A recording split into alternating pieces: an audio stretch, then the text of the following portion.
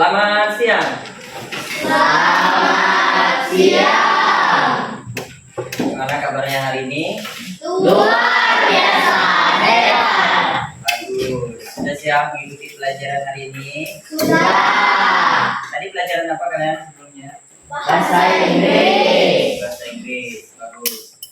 Jadi sekarang kita akan belajar tentang coding dan kecerdasan artifisial, tentang literasi digital.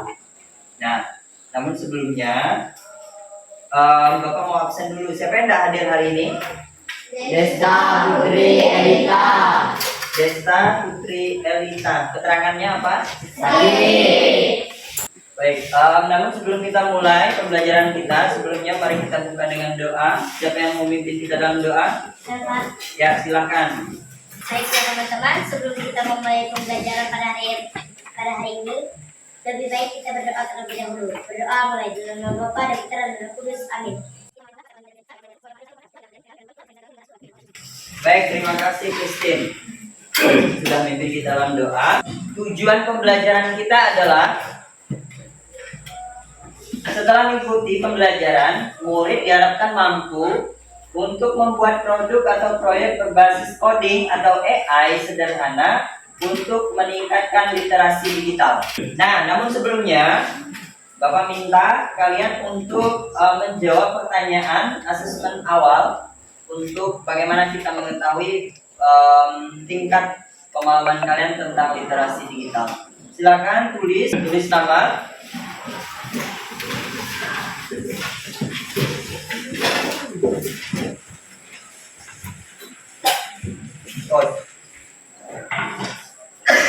Ya, sudah ditulis namanya tadi? Sudah. Nah, kalau sudah, silakan kalian mengisi asesmen awal yang Bapak lakukan. Ini yang pertama, yang dimaksud dengan literasi digital. Silakan pilih. Yang dua, komunikasi penerapan kecerdasan artifisial atau AI dalam komunikasi sehari-hari adalah. Tiga, asesmen awal chatbot sederhana dapat membantu meningkatkan literasi digital siswa. Karena nomor 4, dalam membuat proyek berbasis coding atau AI sederhana, hal pertama yang harus dilakukan adalah salah satu keterampilan penting yang dilatih siswa ketika membuat proyek AI sederhana adalah. Sudah semua? Ya. Oke, sekarang mari kita mengamati gambar. Ya, bagaimana kecerdasan artifisial, contohnya chatbot dapat membantu komunikasi manusia dalam kehidupan sehari-hari. Kita pembagian kelompok ya. Kelompok yang pertama itu ada Oda, Ebran, Firman Mayuda, Christine dan Elisa. Kelompok yang kedua Kartono, Raka, Nila, Januar dan Gea. 3, Yeni, Febe, Ramos, Desta Putri dan Yunita. Tim 4, Silui, Bayu, Benji, Repona, Grecia dan Deska. Kelompok 5 ada Salomo, Dian, Falco, Eminatalia, Pinti dan Elmi. Oke, sekarang silakan duduk per kelompok masing-masing. Tim 1 di sini, tim 2 di situ, 3 di sini, 4 di sini, 5 di sini.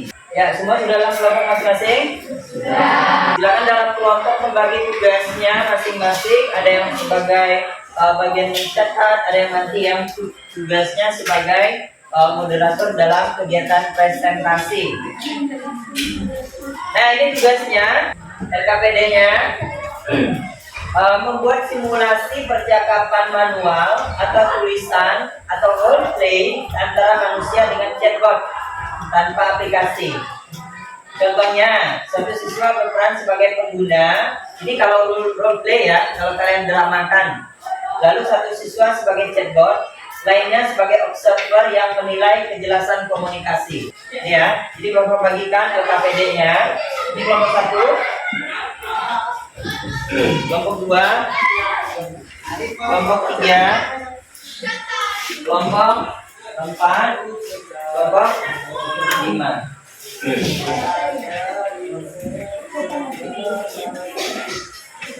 Ya, namun sebelumnya, sebelum kalian mengerjakan tugas kelompok kalian, Bapak akan menyampaikan dulu ada 4 contoh penerapan kecerdasan artifisial dalam komunikasi. Nah, yang pertama, chatbot, yaitu membantu menjawab pertanyaan dengan cepat dan efisien di situs web. Nah, ini contohnya ChatGPT, Gemini, dan lain-lain. Kalau ChatGPT misalnya kalian tuliskan, buatkan saya ringkasan materi tentang literasi digital. Ada yang pernah menggunakan ChatGPT dan Gemini? Ya, Januar pernah. Ini contohnya ya, chatbot. Lalu yang kedua, asisten virtual seperti Google Assistant memudahkan tugas sehari-hari melalui suara. Lalu yang berikutnya, penerjemah bahasa berbasis AI menerjemahkan bahasa secara instan dan akurat. Ini ada aplikasinya. Misalnya Siloi berbahasa Indonesia, dia langsung terjemahkan. Mau kalian pilih bahasa Inggris, Prancis, Spanyol dan sebagainya, dia langsung terjemahkan. Lalu yang berikutnya, rekomendasi konten menggunakan AI untuk menyajikan pilihan yang sesuai dengan minat pengguna.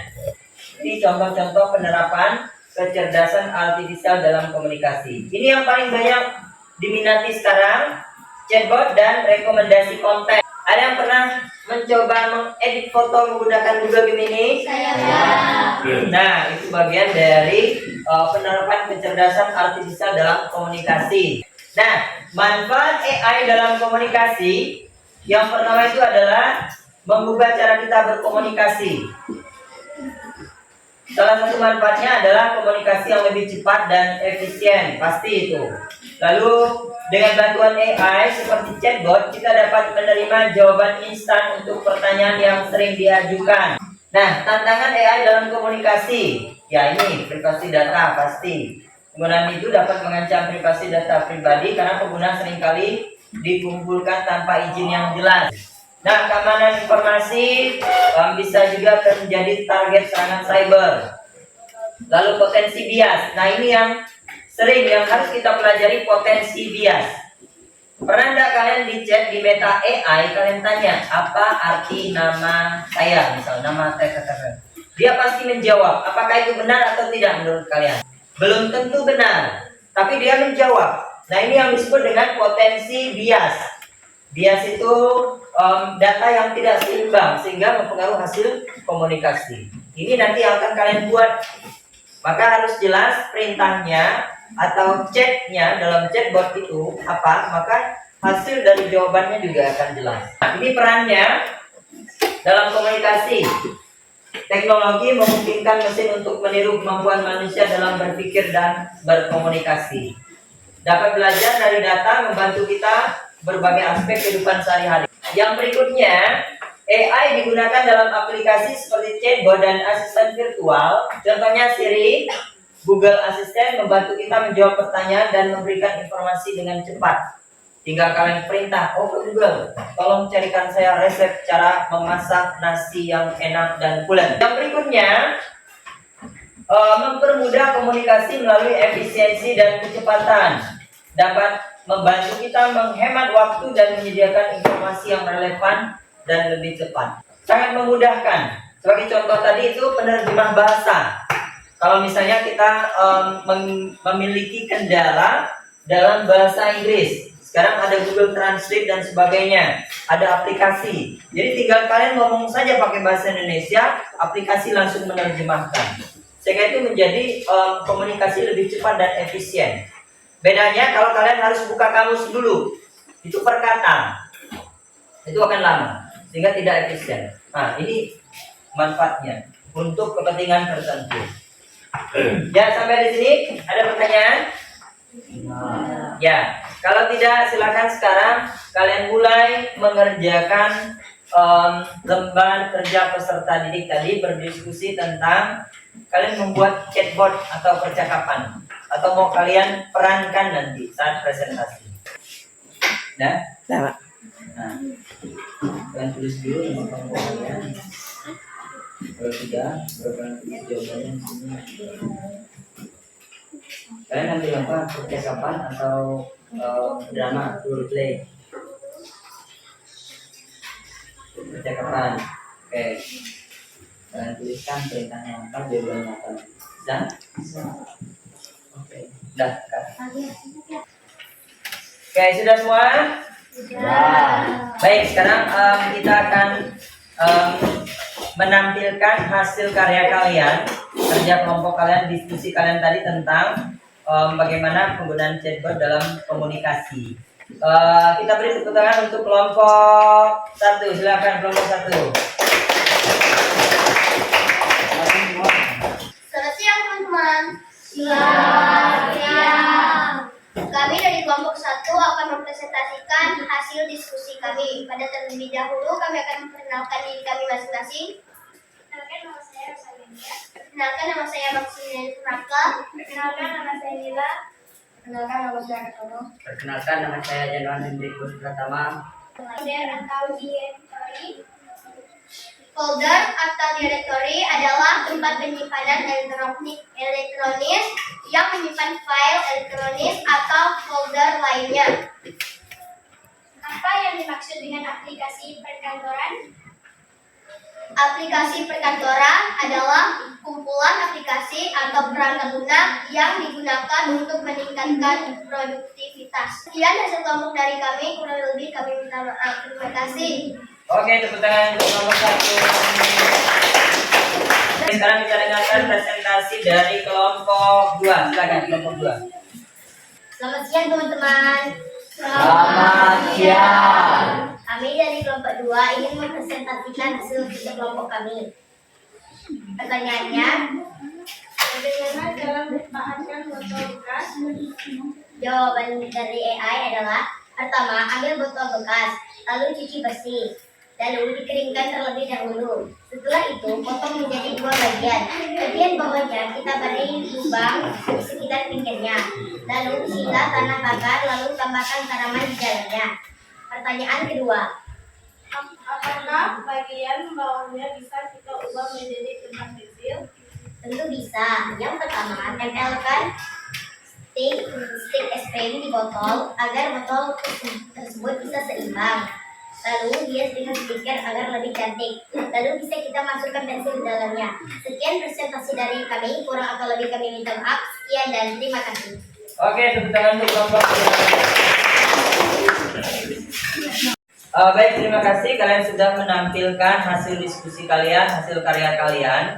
Jadi tidak ada yang salah, bagus semuanya. Jadi seperti itulah cara kerja kita dalam chatbot atau AI. Bagaimana kita memerintahkan atau memberikan prompt atau perintah kepada suatu aplikasi. Dan kalian sudah tahu jawabannya seperti itu. Oke, kita apresiasi untuk kita semua. Namun sebelumnya, mari kita evaluasi bersama terkait pembelajaran kita pada hari ini tentang literasi digital AI dalam komunikasi. Yang pertama, tadi dalam diskusi kelompok, kesulitan apa yang kalian hadapi? Mencari pertanyaan. Ya, mencari pertanyaan. Lalu bagaimana solusi tadi bisa kalian perbaiki kesulitan kalian dalam mencari pertanyaan? Solusinya apa kalian untuk perbaikinya tadi? Ya, bagaimana cara kalian mengatasi kesulitan tadi dalam mencari pertanyaan? Mencari pertanyaan itu di buku. Mencari pertanyaan di buku paket. Oke, baik, terima kasih. Nah, sebelumnya mari kita simpulkan bersama pembelajaran kita hari ini. Dalam konteks komunikasi, literasi digital itu membantu manusia berinteraksi lebih efektif di berbagai platform digital. Nah, menjaga etika berkomunikasi serta melindungi diri dari hoax dan dampak negatif dunia maya. Literasi digital juga membuka peluang untuk memanfaatkan teknologi seperti kecerdasan artifisial, contohnya tadi chatbot, ChatGPT dan sebagainya, yang dapat mendukung kelancaran komunikasi sehari-hari. Ini ya. Jadi apa kesimpulannya? Pelajaran hari ini keras dong, Mengetahui tentang AI. mengetahui tentang AI, ya benar. Apalagi Mengetahui semua jenis AI. mengetahui semua jenis. Apalagi Dapat belajar menggunakan AI. Tempat belajar menggunakan AI. Ya, semuanya itu benar. Intinya hari ini kita itu belajar tentang bagaimana kita mengetahui adanya AI dalam komunikasi. Kita juga belajar hari ini tentang bagaimana memberikan perintah atau pertanyaan kepada AI sehingga mendapatkan hasil atau jawaban yang tidak bias, sehingga informasi yang kita dapatkan menjadi jelas. Namun sebelumnya, sebelum mengakhiri pembelajaran kita pada hari ini, Bapak akan memberikan asesmen sumatif dalam bentuk Google Form. Nanti Google Formnya Bapak kirim dengan Raka ya. Bisa? Nanti Raka membagikan dengan teman-teman grup di kelas ini ya. Bisa? Ini Bapak kirim link Google Formnya, nanti dibagikan. Silakan mengerjakan asesmen sumatifnya. Oke, sudah Bapak kirim? Nanti silakan mengerjakannya ya. Baik, sebelum mengakhiri pembelajaran kita pada hari ini, baiknya kita menutupnya dengan doa penutup. Siapa yang mau memimpin kita dalam doa? Ya, Maksi, silakan. Teman-teman, sebelum kita melanjutkan materi kita pada hari ini, marilah kita berdoa. Tuhan Yesus yang Maha Pengasih lagi Maha Penyayang, kami bersyukur karena Engkau telah memberikan kesehatan bagi kami pada hari ini. Ya Tuhan, nanti kami akan mempelajari tentang materi lain. Semoga Engkau bisa melindungi kami dan memahami kami tentang materi tersebut. Ya Tuhan, doa yang tidak sempurna ini kami serahkan dalam tangan-Mu demi perkataan Yesus Kristus dan kami. Amin. Ya, terima kasih Maksi sudah memimpin kita dalam doa. Jadi nanti pembelajaran berikutnya kita akan mencoba praktik langsung. Tadi kalian menuliskan secara manual. Minggu depan kita akan mencoba praktik langsung bagaimana cara memberikan perintah kepada AI. Jadi kalian akan melihat jawabannya, kalian analisis jawabannya apakah sesuai atau tidak. Sampai di sini pembelajaran kita pada hari ini. Selamat siang dan terima kasih. Selamat